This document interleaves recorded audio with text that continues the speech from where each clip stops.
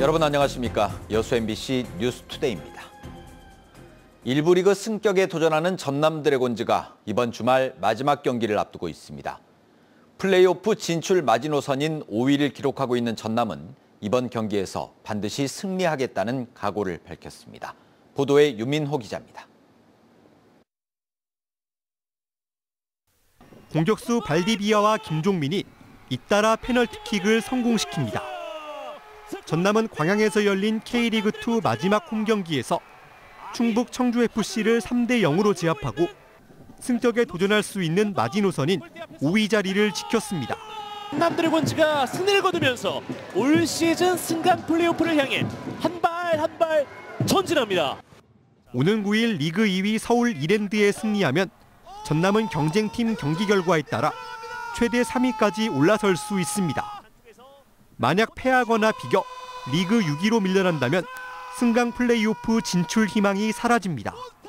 서울 이랜드 역시 현재 순위를 확정하려면 반드시 승리가 필요한 상황이라 양 팀은 물러설 수 없는 승부를 펼쳐야 합니다. 전남은 팀 고유의 공격적인 축구로 리그 최종전에서 반드시 이기겠다는 각오입니다. 너무나도 중요한 경기고 저희들이 지금 내부적으로 지금 잘 준비가 돼 있기 때문에 또 우리 지역민들의 사랑을 지금 많이 받고 있습니다. 저희들이 참 최선을 다해서. 상대 진영 왼편을 헤집으며 최근 팀을 구하는 골을 연달아 터뜨린 신인 윤재석에 거는 기대가 큽니다. 90분까지 추가 시간까지 계속 열심히 뛰었더니 제가 계속 극장골이 제 앞에서 떨어지는 것 같고 비결보다는 저희 선수들이 계속 포기하지 않고 열심히 뛰는 그 투지가 비결이지 않을까 싶습니다. 지역 팬들도 서울로 향합니다. 평소 2배 가까운 원정 응원단이 최종전에서 전남의 승리에 힘을 보탤 예정입니다. 저희가 더욱더 뭉쳐서 저희가 하나된 목소리로 하나된 마음으로 저희가 더욱더 선수들께 힘이 될 수 있는 응원을 했으면 좋을 것 같습니다. 올 시즌 꾸준히 상위권을 지키며 승격에 도전하는 전남.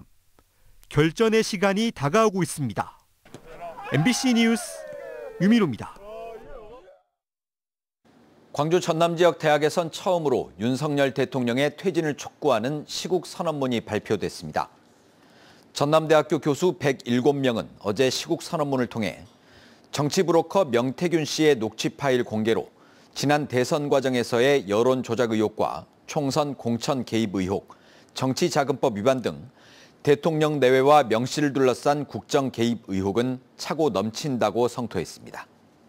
교수들은 또 헌법상 국가의 원수가 국민 통합의 상징이 되기 위해서는 배우자와 측근들의 비리 의혹을 엄정하게 처리해야 하지만 현실은 그렇지 못했다며 더 이상 역사 앞에 부끄럽지 않기 위해 윤석열 대통령을 탄핵해야 한다고 강조했습니다. 순천시가 범죄 예방 등을 위해 방범용 CCTV를 추가 설치했습니다. 순천시는 읍면 지역의 마을 입구와 버스 정류장 인근, 통학로 등 48곳에 고화질 CCTV 96대를 설치했다고 밝혔습니다. 한편 순천시 통합관제센터에서는 2,600여 대의 CCTV를 운영하고 있습니다. 매년 이맘때면 단풍이 절정에 달하는 시기인데요. 하지만 올해는 유례없는 긴 폭염에 단풍이 늦어지고 있고 때 아닌 벚꽃이 피기도 했습니다. 김단비 기자입니다. 소백산맥 끝자락에 솟아있는 순천 조계산입니다. 하늘에서 내려다보니 온통 초록빛입니다. 빨갛고 노랗게 물든 단풍은 듬성듬성합니다. 산 밑으로 내려올수록 울긋불긋한 단풍보다 푸릇한 기운이 더 강하게 감돕니다. 미처 물들지 못한 단풍은 바람에 우수수 떨어집니다. 오색찬란 가을 단풍을 기대한 등산객의 얼굴에는 아쉬움이 가득합니다. 지금은 단풍보다는 이 절경이 진짜 아름답네요. 거제도는 아직 멀었어요. 네, 아직 시작도 안 했어요. 올해 전남의 단풍 시기는 유독 늦어졌습니다. 순천 조계산을 비롯해 월출산과 두륜산 모두 지난달 말이 되어서야 첫 단풍이 관측됐습니다. 초가을까지 이어진 기록적인 폭염 때문입니다. 지난달 전남과 광주의 평균 기온은 26.4도로 평년보다도 4.4도 높아 역대 9월 중 가장 더웠습니다.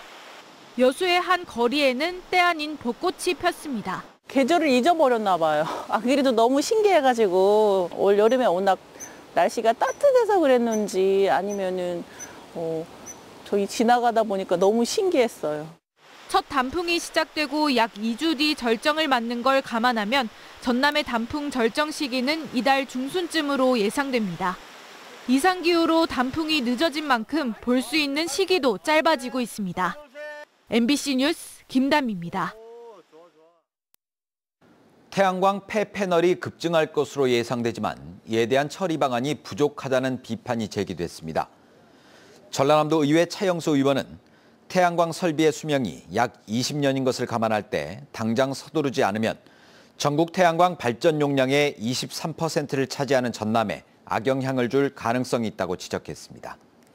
차 의원은 또 당장이라도 조사 계획을 수립하고 처리 매뉴얼을 마련해야 한다고 강조했습니다. 전남 지역의 농기계 종합보험 가입률이 크게 낮은 것으로 나타났습니다.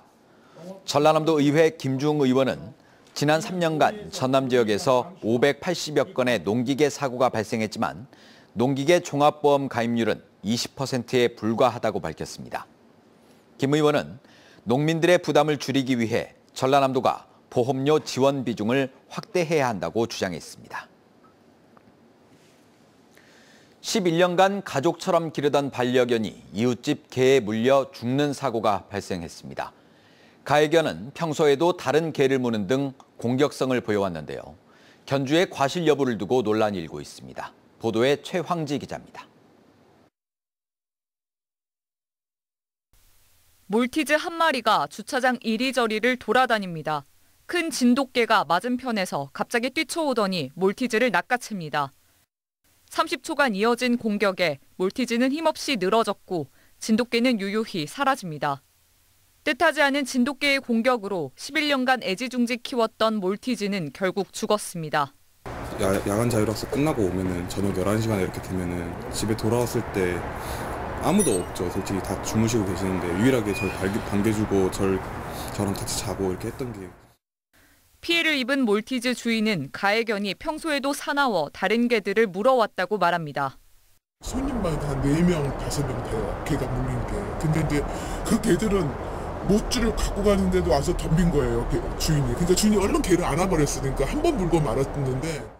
실제로 가해견주의 건물 앞에는 개조심 안내판이 세워졌습니다. 가해견주는 사고 당일 반려견이 목줄을 풀고 뛰쳐나간 것이라며 보호조치 소홀은 아니라고 설명했습니다. 개들은 냄새를 훨씬 잘 만들었죠.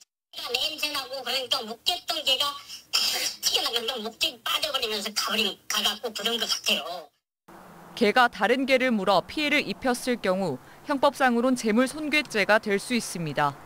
이럴 땐 가해견주의 과실이 고의였는지가 중요합니다. 기존에도 비슷한 어떤 문제를 일으켰던 전력이 있고 주인이 그거를 알고도 계속해서 방치를 했다라면 미필적 고의가 인정돼서 재물손괴죄가 성립될 여지도 있다고 보입니다. 피해 견주 가족은 가해견주 측을 상대로 법적 대응을 준비하고 있습니다. 반려가구의 증가와 함께 관련 분쟁도 계속해서 늘어나면서 보호자의 책임 역시 커지고 있습니다. MBC 뉴스 최황지입니다. 광양 중마시장이 중소벤처기업부의 안전관리 우수시장으로 선정됐습니다. 광양시는 중마시장이 안전한 쇼핑 환경을 제공한 우수시장으로 선정돼 중소벤처기업부 장관상을 수상했다고 밝혔습니다.